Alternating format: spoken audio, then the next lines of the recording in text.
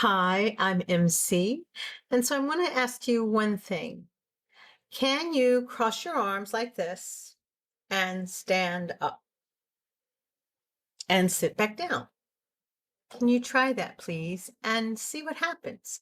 Is this something that you find difficult or easy, or you need to help by pushing from the chair, or you feel like your legs are weak? Well, welcome to the world of getting older after 60. But the big problem is that we have to understand why are our legs feeling weak. And that's what we're going to talk about today on Healthy by George. And again, this is MC. Please think about subscribing and join me here each week. Click that like button or share because I really truly have the intention of helping us stay as functional and thriving well into our 80s and 90s. So, why do we feel like our legs are getting weaker and weaker as we get older? Well, the tragedy is that after we turn 30, we start to lose muscle mass. I forget the percentages. I think it's somewhere between 3 and 8%. And then after 70, it becomes even worse. And no one really tells us about this. I mean, did your doctor ever tell you about this? No, I don't think anyone tells us. They all expect us to just age like, you're supposed to get older and you get frail and then you let go of your body. I don't know. I really want us to try and figure out ways, which we can, because this is a biological process and it has a scientific name called sarcopenia. And this is when the muscles that are holding our skeleton together and keeping us upright and keeping us standing and walking and moving are all together in our skeleton become weak and they become incapable of doing what we need to function and move. And why does this happen? Well, as we get older, we have hormonal changes. We women, we go through menopause. Men, we start to have a decrease in testosterone or growth hormone. These are issues that are common to age in. We don't process protein as efficiently as we did when we were younger. We don't make muscle fibers the same way as we did when we are younger. But the good news is that you can increase or maintain your muscle mass well into your 90s. The key is to be intentional. And one of the biggest things that people need to do is to practice moving intentionally daily. That's the biggest thing. Like, do the sit to stand. Do those 10 times. Do it several times during the day.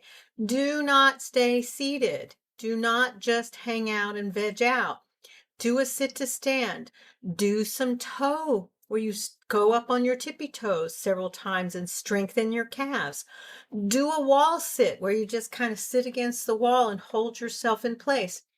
Those are three very easy exercises that you can do that will help increase your muscle mass. Now, that's just the beginning. But if you really want to get serious about muscle mass, you need to think about your diet. And that means eating more protein. We're now discovering that you really need to eat 1 to 2 grams for every pound that you weigh. I'm going to tell you, this is tough. It is not simple to eat that much protein in a day. And believe me, I've been working really hard to increase my protein. And so I've put together a way of doing this by adding these great protein drinks. As you see, I don't know if you follow Mel Robbins, but she just launched a protein drink. And why is that? Because it's tough to get protein drinks that are clean and tasty and low calorie.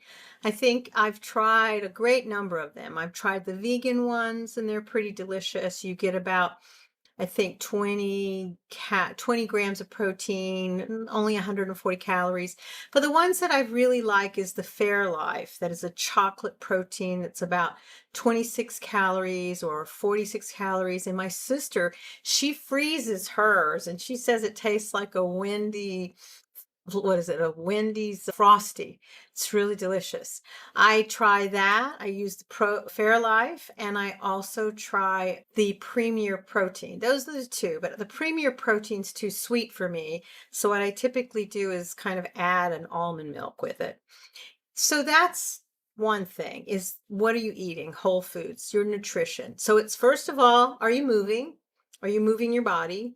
Are you moving your body about every other hour? Get up, take a walk, do some sit to stands, do some toe, heel to toe, kind of up on your toes and down. Those are three simple wall sits. Step on your toes, sit to stand, sit to stand. We do sit to stand all the time just to sit down. So why not do several in a row? So once you kind of get that going, then you really should look into some YouTube channels where you're adding weights, adding some heavy weight, lifting your weight, or even figuring out ways to lift your own body weight. So I'm a little off task, but that's the weight problem and the movement problem. The next one is the protein problem, which we've talked about. You have to find a protein drink that you like and track your protein grams. Are you getting at least 100 every day? Frankly, you think by eating a couple of eggs in the morning, you're getting some protein. No, you're not. That's only about 18 grams. 2 eggs is 18 grams of protein, not enough.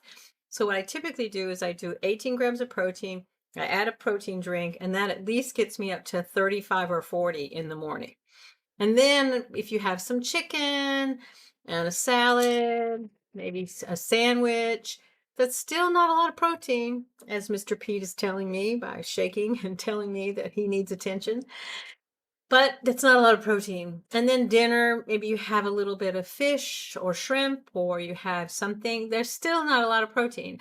I've worked really hard to get protein, and typically I'm having to drink 1 to 2 protein drinks a day, because sometimes I'm just not hungry, or I don't want to chew on things. Or if I add another, I don't know, piece of meat or something, it's just, I don't know, it just is too much. So a protein drink is an easy choice, my friends. And I think the third thing is supplements. Are you getting enough vitamin D? Are you getting enough B12? Are you getting multivitamins, especially magnesium, calcium, these things? Talk to your primary care provider. See if this is something that you need to keep you strong and healthy. Because without the nutrients, it's very hard to keep ourselves really working and being diligent so that we're making muscle, we're doing things that makes our body be challenged so that it can function more. So besides walking, doing a few little sit to stands, wall sits, toast, going up on your toe heels, any of that. If just start doing something. This can help with future leg weakness. But let's say that you are struggling, and despite doing even that, this is when you really need to go to your primary care doctor, because sometimes we have issues that are called neuropathy, or we have neuromuscular weakness that's being caused because our nerves are not sending the right signals to our muscles. And this can be caused by several things. There's hereditary neuropathy. There's idiopathic neuropathy, where we don't know why you're having this strange weakness or tingling and numbness in your feet or burning pain. Or diabetic neuropathy. Some people will have neuropathies and not know they're diabetic. So if you do continue to see that that's a problem, it's a great thing to follow up with your doctor and potentially see a neurologist and get the measurement of your nerves talking to your muscles measured to see what's going on. Because many people, as we get older, that nerve to muscle talking, discussing, connection becomes weaker.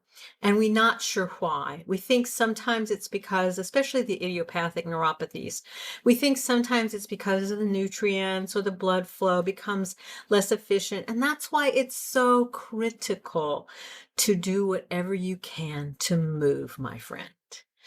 So please think about subscribing. This is MC of Healthy by George. I wish that you would join me each week here And we can continue to support each other and share so that we can thrive and be functional well into our 80s and 90s.